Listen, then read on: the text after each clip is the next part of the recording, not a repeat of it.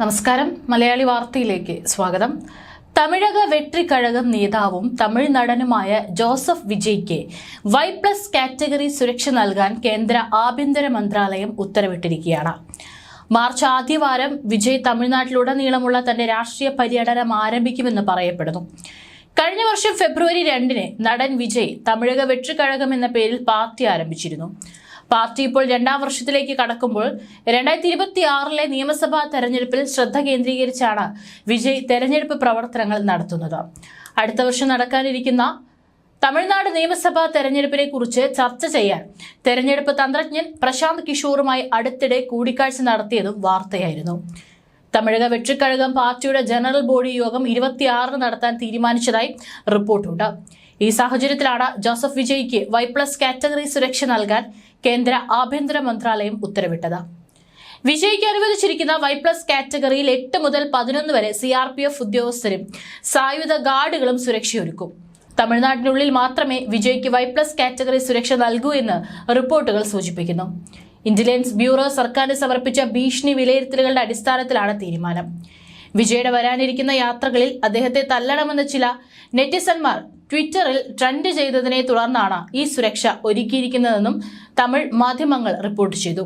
2026 നടക്കാനിരിക്കുന്ന തമിഴ്നാട് നിയമസഭാ തെരഞ്ഞെടുപ്പിൽ നടൻ വിജയ് മുഖ്യമന്ത്രി സ്ഥാനാർത്ഥിയായിരിക്കുമെന്നും തമിഴക വെട്രിക്കഴകം പറഞ്ഞിട്ടുണ്ട്. കഴിഞ്ഞ ഞായറാഴ്ച പുറത്തിറക്കിയ പ്രസ്താവനയിലാണ് പാർട്ടി ഇക്കാര്യം വ്യക്തമാക്കിയിരിക്കുന്നത്.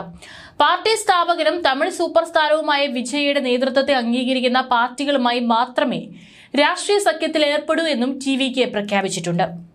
അഖിലേന്ത്യാ അണ്ണാ ദ്രാവിഡ മുന്നേറ്റ കഴകവുമായുള്ള പാർട്ടിയുടെ സഖ്യങ്ങളെക്കുറിച്ചുള്ള ചർച്ചകൾക്കിടെയാണ് TVKയുടെ വിശദീകരണം. നേരത്തെ TVKയും AIADMKയും സഖ്യം സംബന്ധിച്ച സാധ്യതകൾ തേടുന്നതിനുള്ള ചർച്ചകൾ നടത്തിവരികയാണെന്ന് റിപ്പോർട്ടുകൾ പുറത്തു വന്നിരുന്നു.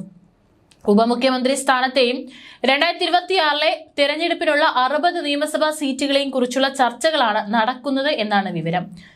എന്നാൽ പാർട്ടി സ്വന്തം നിലപാടിൽ ഉറച്ചു നിൽക്കുമെന്ന് വ്യക്തമാക്കിയുള്ള TVKയുടെ പ്രസ്താവന ആ അഭ്യൂഹങ്ങൾക്ക് വിരാമമിട്ടിരിക്കുകയാണ്. 2024 ഫെബ്രുവരിയിലാണ് വിജയ് TVK ആരംഭിച്ചത്. അഭിനയ ജീവിതം അവസാനിപ്പിക്കുകയാണെന്നും രാഷ്ട്രീയത്തിൽ സജീവമാകുമെന്ന് പ്രഖ്യാപിച്ചുകൊണ്ടാണ് വിജയ് TVK ആരംഭിച്ചത്. അദ്ദേഹത്തിന്റെ ഫാൻസ് ഗ്രൂപ്പായ വിജയ് മക്കൾ ഇയക്കം 2021 തദ്ദേശ സ്വയംഭരണ തെരഞ്ഞെടുപ്പിൽ മത്സരിച്ചിരുന്നു. അന്ന് 115 സീറ്റുകൾ നേടിക്കൊണ്ട് എല്ലാവരുടെയും ശ്രദ്ധ പിടിച്ചുപറ്റാനും വിജയിക്കായിരുന്നു. പാർട്ടി പ്രഖ്യാപനം നടത്തിയ ചടങ്ങിൽ 2024 ലോക്സഭാ തെരഞ്ഞെടുപ്പിൽ TVK മത്സരിക്കില്ലെന്നും 2026 തമിഴ്നാട് നിയമസഭാ തെരഞ്ഞെടുപ്പിൽ ശ്രദ്ധ കേന്ദ്രീകരിക്കുമെന്നും വിജയ് വ്യക്തമാക്കിയിരുന്നു. സംസ്ഥാനത്ത് അടിസ്ഥാന രാഷ്ട്രീയ മാറ്റം കൊണ്ടുവരികയാണ് പാർട്ടിയുടെ പ്രാഥമിക ലക്ഷ്യമെന്നും അദ്ദേഹം പറഞ്ഞു.